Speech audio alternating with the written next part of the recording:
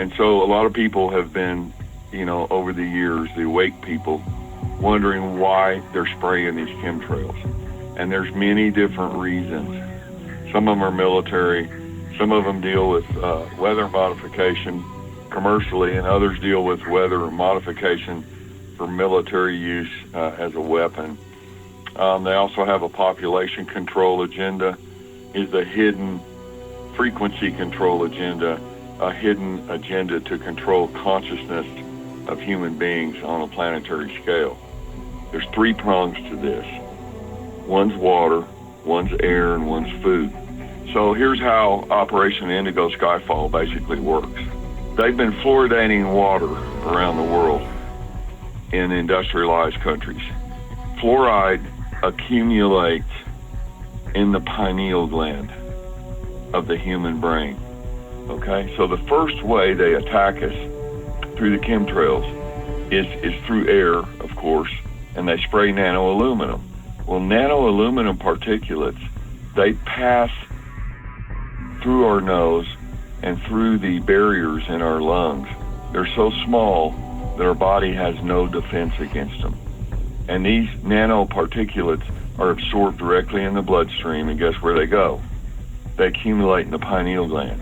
And so what we have with these chemtrail sprayings, we have nanoaluminum in the air, then we have fluoride in the water, and then we have glyphosate in the food.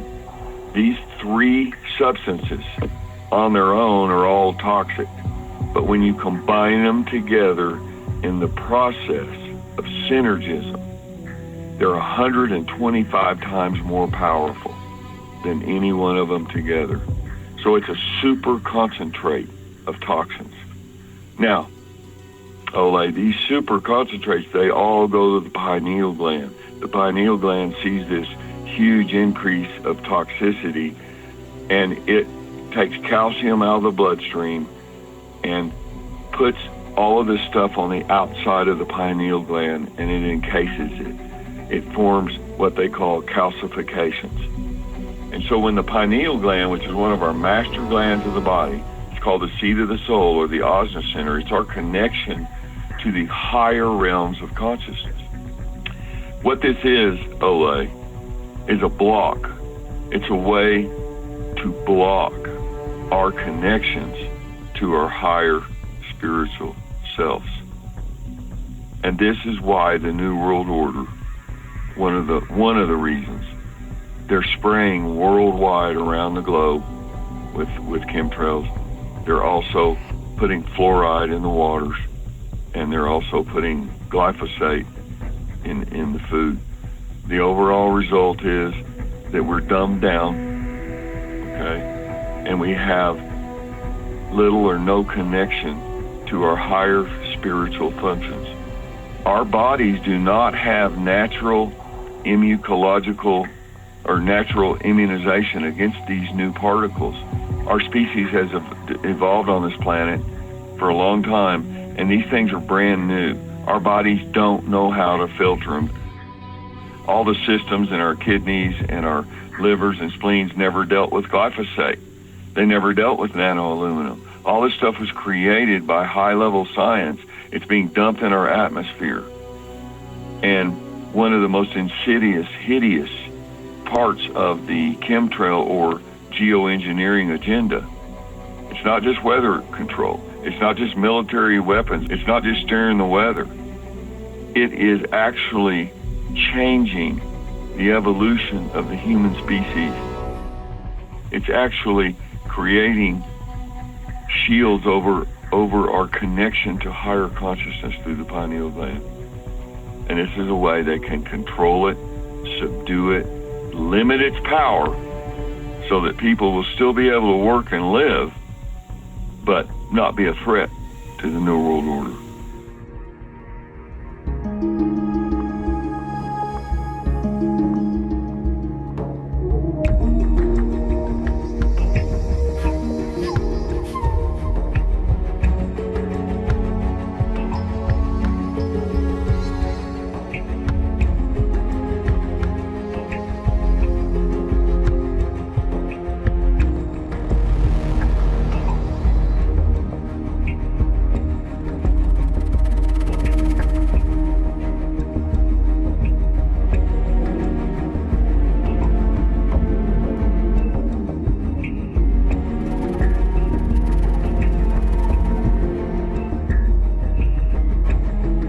inside every person, you have control over electromagnetic fields.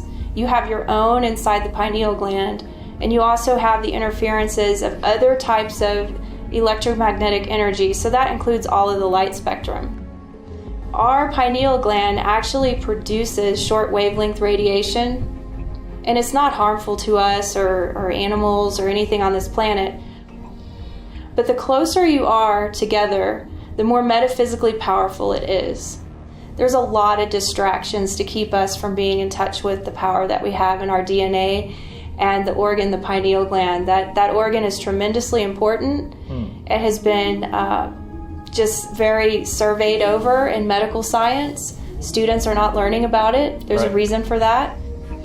It's a communication device as well as an awareness device. And without it, there would be a tremendous amount of things that we'd never become aware of. It is the foundation of consciousness. It's a communicator, but there are so many things that the pineal gland is purposely exposed to in order to basically pipe down the functionality, if not completely turn off its functionality. My research has showed that the interior of the pineal gland is water, but that there are small crystals in there, and that fluoride, because the blood-brain barrier is not in effect for the pineal gland, anything that's in your bloodstream can go in there. And if there's fluoride in your bloodstream, it attaches to these crystals that are very important to the pineal gland's function, and ultimately you get this thing that looks like a bony lump on an X-ray. It's actually calcified pineal gland. The main thing that the cabal or our government is trying to do is suppress our awareness. The less we are aware of what we can do, the less we're going to do. The first step is being aware. The second step is then utilizing what functionalities you do have access to.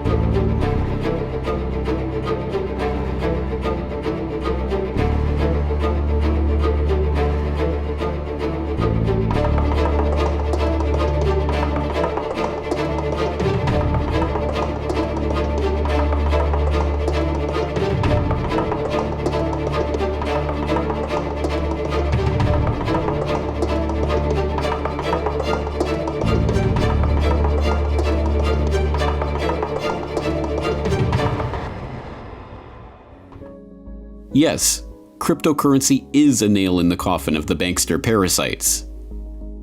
Yes, digital currency is a tool of the totalitarian tyrants. No, these statements are not contradictory. But don't worry if you think they are. You're just a victim of the Bitcoin psyop.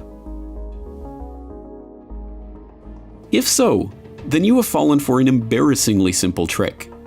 That trick is to use the words Bitcoin and blockchain and cryptocurrency and digital currency interchangeably, as if they are all the same thing. They are not. A blockchain is a cryptographically secured ledger that can be permissionless and decentralized. The system that Bitcoin runs on is called blockchain. Think of it as a modern version of an old-fashioned bookkeeping ledger. But instead of a handwritten list of entries and calculations, a blockchain is a digital list of entries and calculations. A block is simply a bundle of transactions.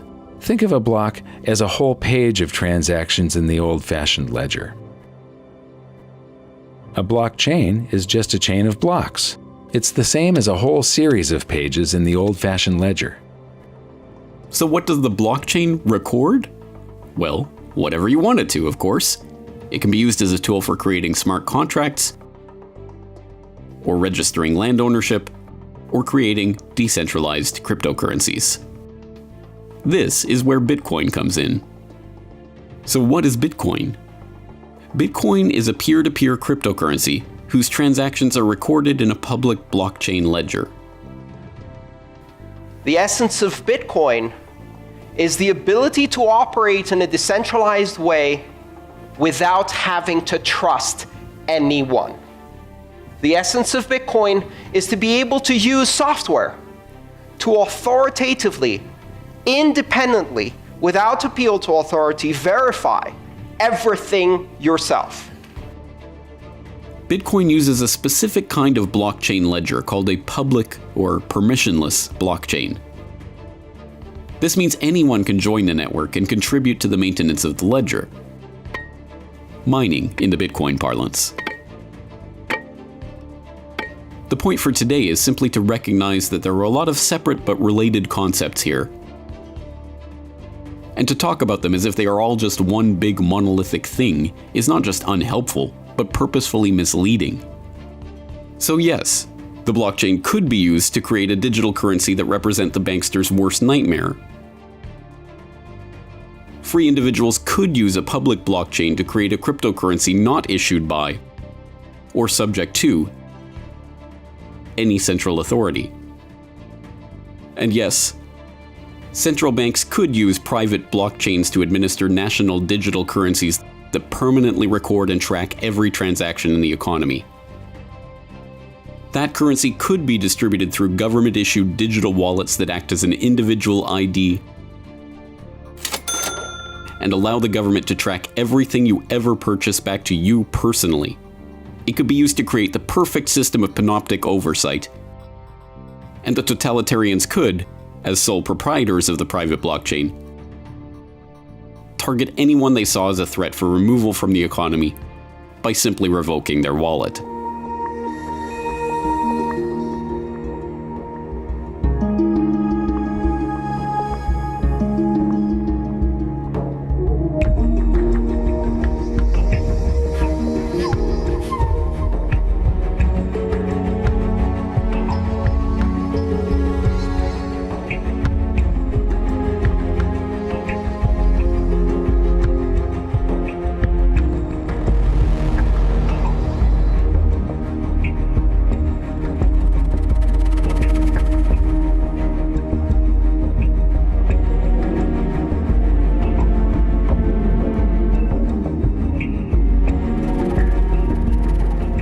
Ich bin auch der festen Überzeugung, und da mag man mir jetzt wieder Verschwörungstheorie vorwerfen, dass der Bitcoin, dass der nicht von irgendeinem anonymen Asiaten im Hinterzimmer zusammengeschraubt wurde und in die Welt gebracht wurde.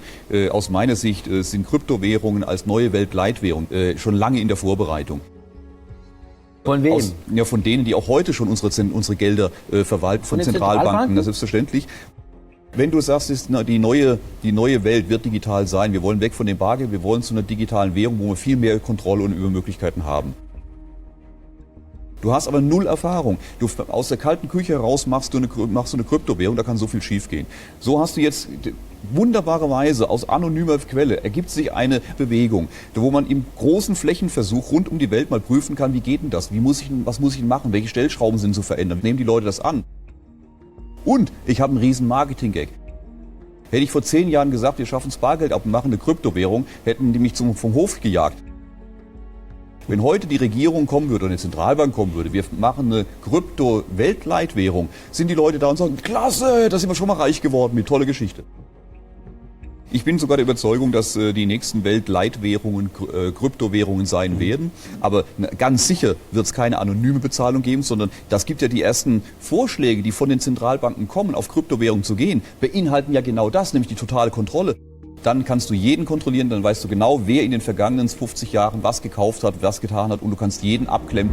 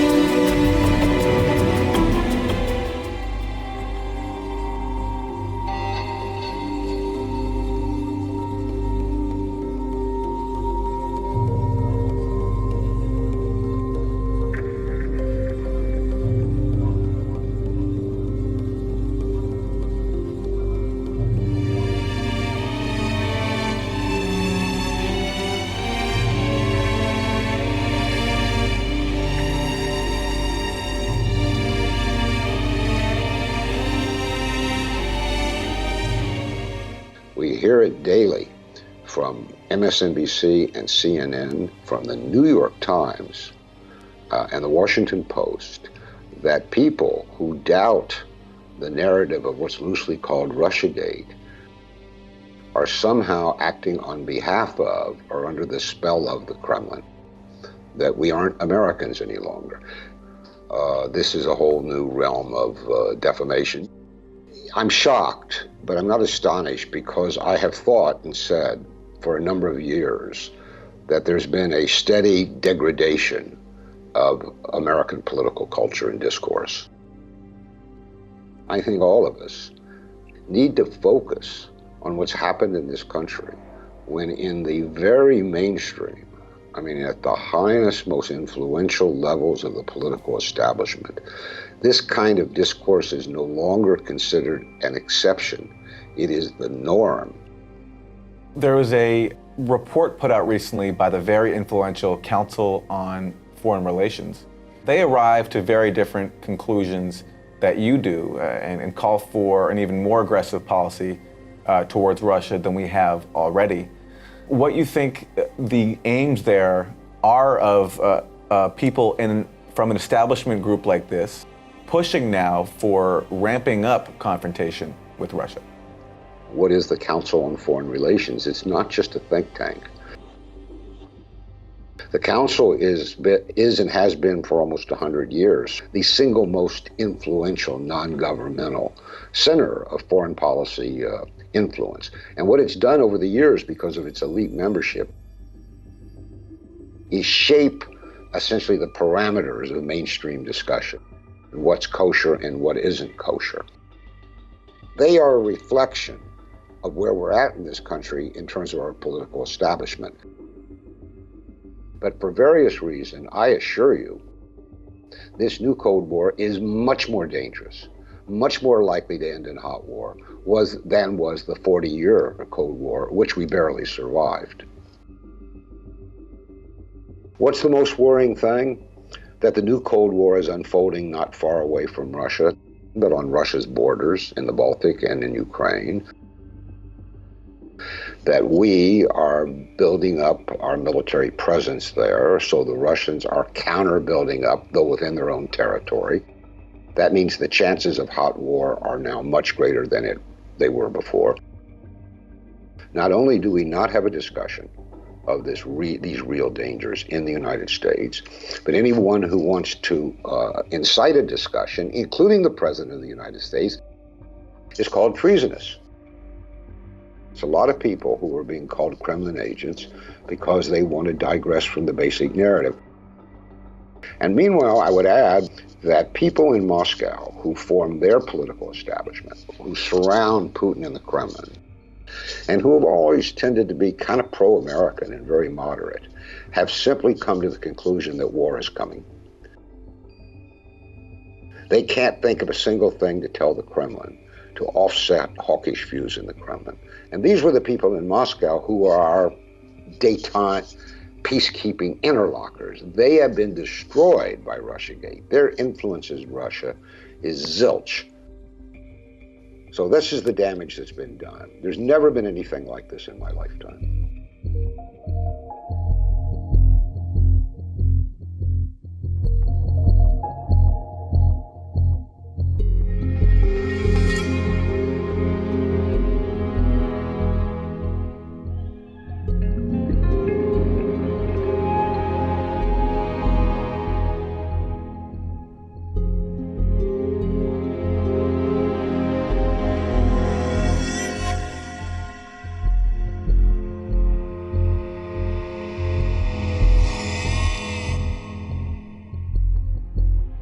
There is no longer two clear, distinct states of peace and war.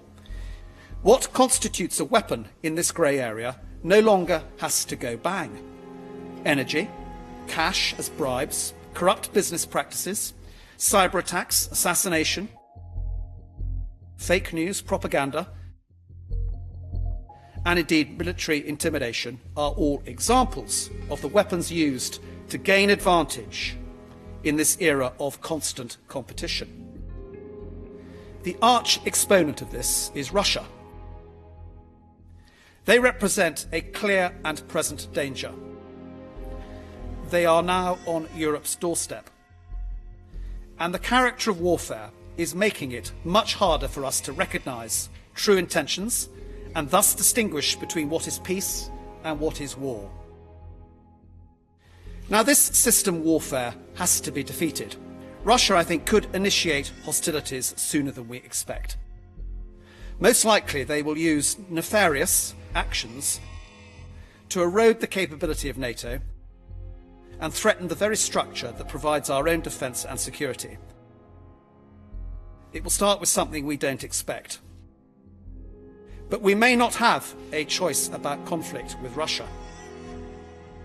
So, what should we be doing differently? We should identify Russian weaknesses and then manoeuvre asymmetrically against them. We've got to continue to work at improving NATO. And I think to do all of this, we need to return to an annual or biennial NATO exercise rhythm. This would allow frontline countries to practice mobilisation. We need to prepare ourselves to fight the war we might have to fight.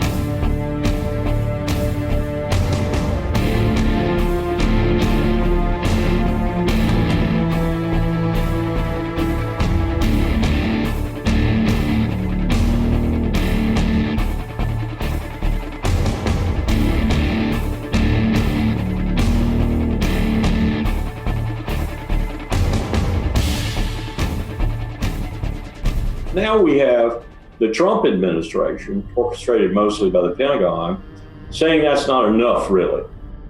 And they're saying that based on some things that the Russians are doing in their exercises and in their doctrine, as well as on what the Chinese are doing. But in many cases, it is our efforts that have compelled the Russians and the Chinese to do what they're doing. So this is another form of what you might call Cold War-like competition starting up to keep our military-industrial complex alive and, well, prospering, as well as to deal with what might be potential threats in the world.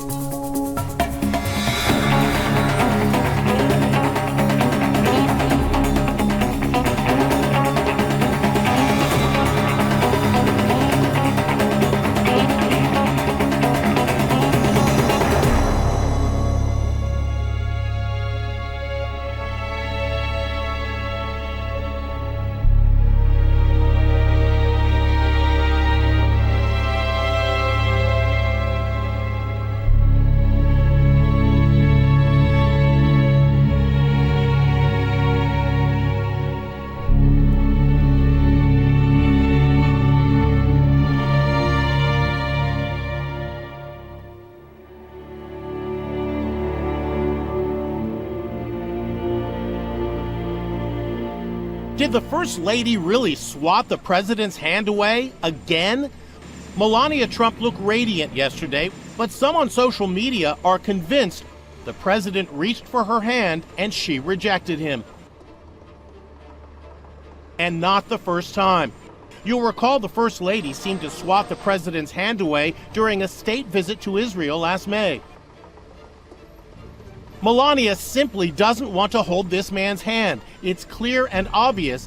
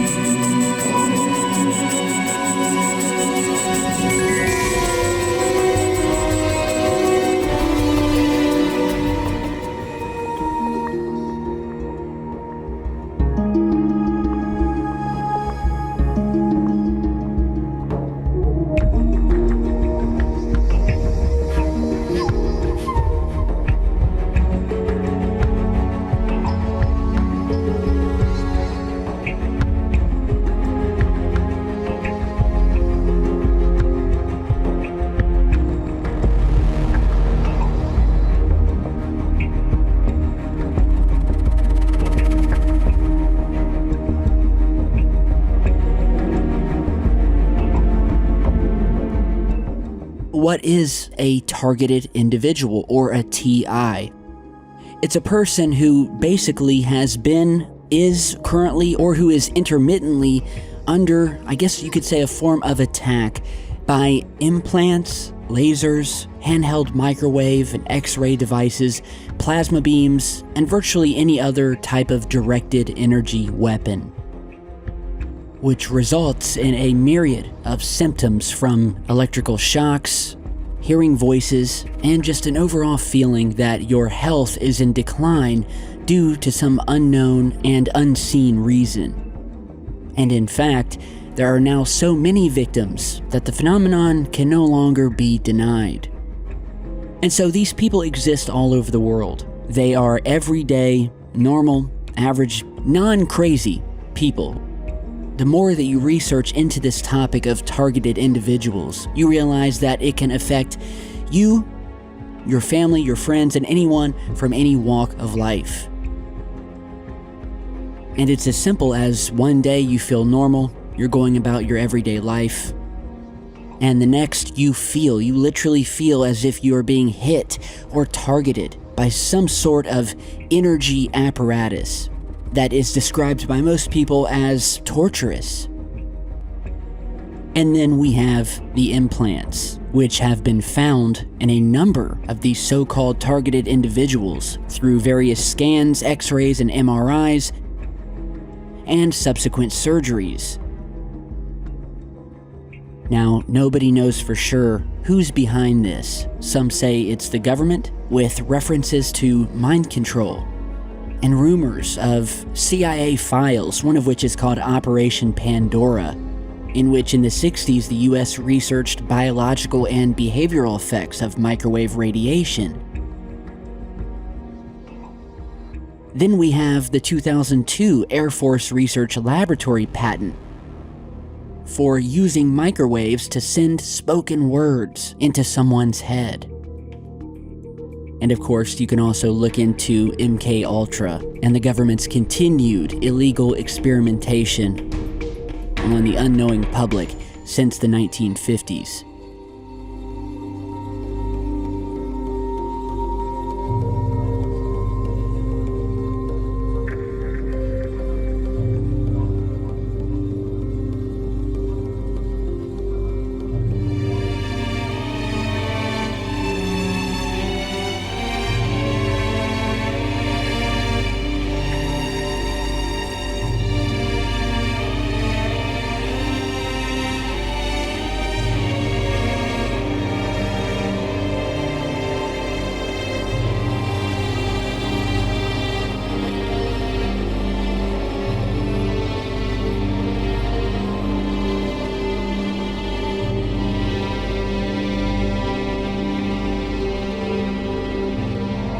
Gang stalking is a little bit of a misnomer because we're not talking about street gangs here.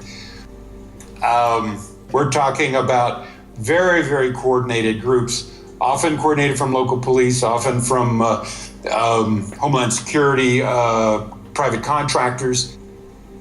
There's a number of names: community stalking, vigilante stalking, in which all kinds of civilian spies are enlisted in order to target individuals who are designated as, well, who knows, you can get on these lists in a number of ways to become a targeted individual. Could be that you're a whistleblower. That's very common.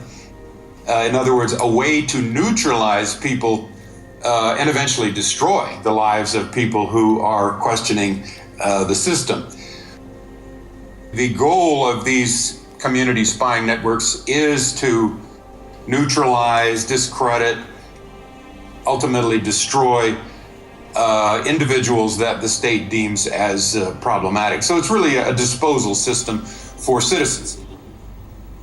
And so you get a whole network, incredibly organized, vertically integrated network in which many citizens, often ex-military, often ex-police, often military, often police, often civilians, often bottom feeders. These would be what we call the perpetrators, who actually are carrying out the gang stalking operations against the TIs, who are the targeted individuals. And normally, this involves at first a few years of surveillance so that the targeted individual or the TI doesn't even know that they're being targeted. But the perpetrators, the hierarchy there is getting a psychological profile on the individual so that they can figure out how best to push their buttons, harass them, get them to get pushed over the edge so they will act out. The diabolical genius behind this program is that the people who become perpetrators are also controlled. So they control not only the perpetrators, but through the perpetrators, they control and try to destroy the lives of the targeted individuals. And this can go on for years. And of course, if you are a targeted individual, this information is life or death. Sure. Because if you don't know what's happening, you literally can be driven to suicide, as many have, or to act out. And again, why they want to get you to act out is so they can arrest you or put you in an institution. And since the institution and the police are in on it, generally speaking, you know, you're better off not going to the police, and you're better off not going to a psychologist, because once they get you institutionalized, then they can throw away the key. And of course, they do want to isolate you from your family. They want to isolate you from your friends, all to, you know, make you more apt to commit suicide or be easier to take out. It's a total control system. This is Orwell and Brave New World coming true in a dystopian tyranny. You mentioned gaslighting. And gaslighting is an amazing phenomenon. That's where you try to convince somebody that they're crazy. And the reason I think that this is important, I mean, I think that a lot of people are waking up, and as they awaken, they're going to realize that the mainstream media and mainstream thought is going to try to gaslight them. Now, gaslight them, try to make them think that they're crazy. Well, first of all, they'll call them a conspiracy theorist. But that's the whole role of mainstream media in terms of the awakening community. To try to convince our families, our kids, that we're crazy because we're waking up. The technology now includes directed energy weapons, or what they call non-lethal weapons, or slow kill, or hands-off torture. So people can be harassed electronically in their own homes. Heart attacks can be induced, and are. At the very top, we have the Illuminati bloodline Satanist families who are kind of behind the whole thing to give us a self-policing fascist totalitarian state. So we police ourselves. It is of global significance. There's nowhere to hide.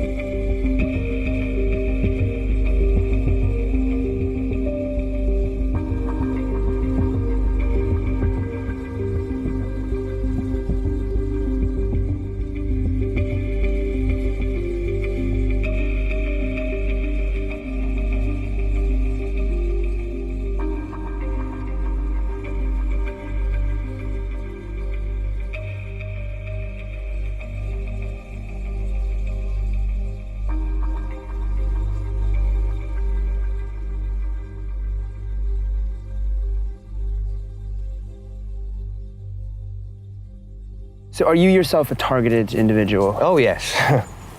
What does that mean?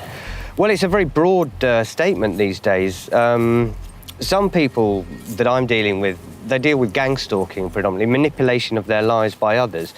The ones at the more extreme end, like myself, we're dealing with technological manipulation, which is V2K, voice-to-skull technology. Wow, okay. So I can be communicated with in my head. What does that feel like? Are you hearing voices inside your head? Yeah, sometimes it's like that. It's literally a loud voice. I mean, it's in some scientific journals described as the voice of God technology. So this is your brain? Yeah. And what are we looking at? The implants here. The ICT implants. You don't need any medical training whatsoever to see that these are foreign bodies. Okay. That's the real game changer. The reports I've got on both MRI scans say there are no abnormalities showing. They were trying to discredit me, saying that I needed psychiatric treatment, and they were covering it up. I wish I was mad. I wish I had a mental illness. I do. I wish I was psychotic. I wish I was bipolar. I wish I was anything, because I could get treatment for that. For this, I can't.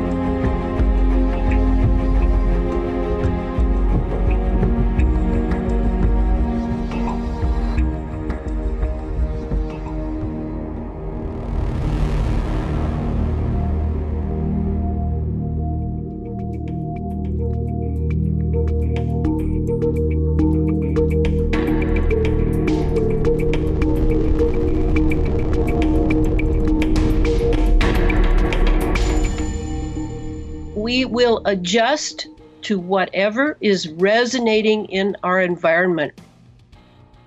5G, the pulse that it could produce is extremely rapid, and we will resonate with it. What people don't really know is that even our own sweat glands act as antennae, and our skin, our largest organ in our body, directly responds to 5G in the sense of resonance. So the fact that this is going up in neighborhoods indicates that this is another control item similar to the smart meters. So this is our problem. People are just people, and they're used to thousands of years of being able to see if there's an enemy, to see if there's something that they shouldn't trust, that they should really research and look into and study. And now we're barraged. We're living in the midst of a wireless world. This technology is a Pandora's box. It is now open, and there is no way that they are going to close it, barring some sort of extreme cataclysm.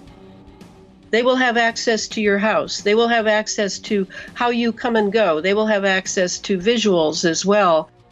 We have invited the Trojan horse into our homes, into our communities and neighborhoods as a friend.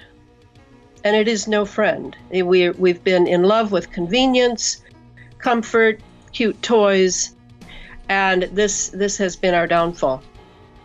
I am also pursuing the targeted individual dilemma. What they are being subjected to, on the most part, is they are the experimental guinea pigs for this technology, for this remote control of thoughts, heart rate, blood pressure, urination, defecation, all of these things.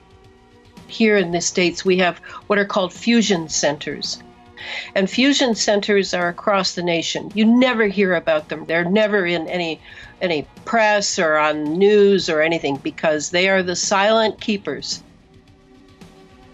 And these fusion centers, I'm convinced, will be connected to all the 5Gs so that they will have access to all the data that they need.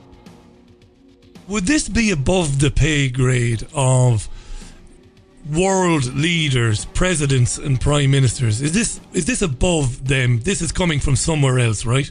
Oh, yes. Oh, yes. Well, just think about it with Mr. Trump in America.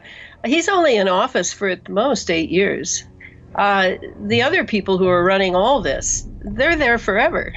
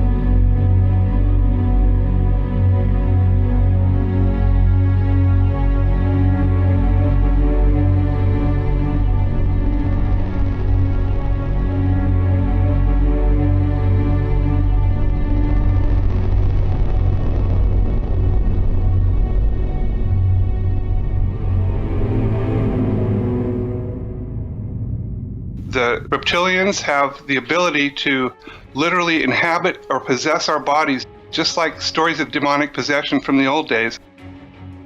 Reptilians can do this. They can take over control of our bodies, and they can also interbreed with us. The Draco reptilians, which are the leadership caste of reptilians, let's say, they also are psychic vampires. They love to feed on our emotions, especially strong emotions like terror, anger, heartbreak. They set up a lot of people so that they can put them in situations where these emotions will come out, and then they can just invisibly harvest that energy, because of course our bodies are putting out energy all the time, and the more intense the emotion is, the more energy that we put out from our bodies, and they can just basically feed off of that. But the Draco also, they're carnivorous. They like to eat humans, especially babies and young children, because they haven't polluted their bodies.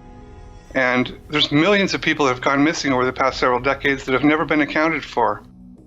Where do you hide millions of people? You can't hide them. You know, they're being turned over to these aliens. They'll do anything they can to get them as terrified as possible, because when their bodies are infused with the maximum amount of adrenaline, they get like a kind of a high off of it that they've kind of become addicted to. It's like a drug to them. It's a terrible thing. It's one of the most difficult things to talk about, and it's certainly all by itself, that's a reason not to disclose the truth. The aliens which are in control of this place are malevolent, they're hostile, they're invasive, intrusive. They don't care at all about our well-being or our comfort. We are seen by them as being livestock. We are a harvestable commodity. We are human resources. It has been active in human history as long as we've had history. There have been gods from the skies that come down and interact with humans. There have been reptilian rulers that demand human sacrifice all throughout the history of the world. To get to the top levels of the Black Ops world, you have to basically sell out to the aliens in order to get there. That's why the head of the National Security Agency is also the founder of the Temple of Set. If you know what that is, it's devil worship. And they're all involved in that. And that's a whole nother subject. But humans disappear from this world all the time, and they're never seen again. They like to take street people, because the cops don't care what happens to them when they get reported as missing. And apparently some of them are sold into slavery, and some of them are just consumed. I mean, how does the president come out and speak about that publicly? The president doesn't even have the power to order disclosure to happen, because he doesn't know the whole truth himself. It's because there's security classification so high that he can't even know they exist unless someone tells him. The attitude of the military is any president is going to be gone within 4 to 8 years, but the military will remain and the aliens will remain, and so will the projects that we're engaged in together.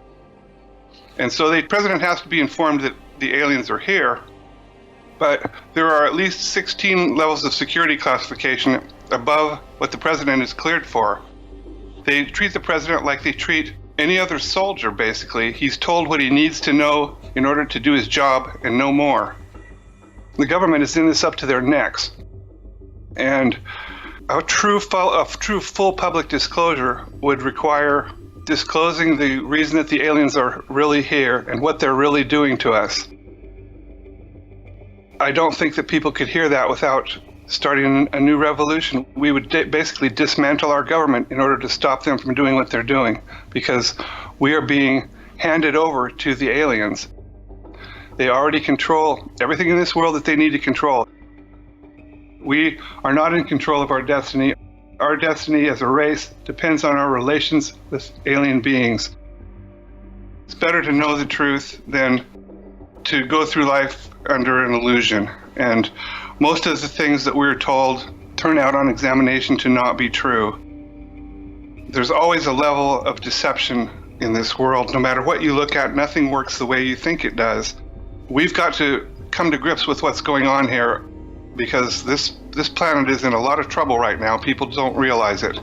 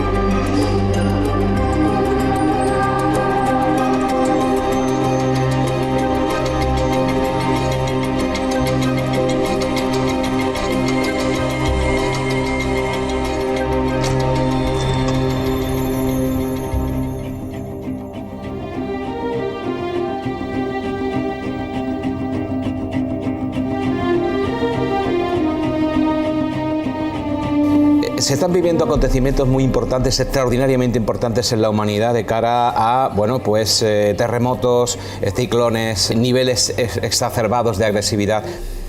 Simultáneamente. O sea, se está acelerando el proceso. Exactamente. ¿Y por qué se acelera el proceso?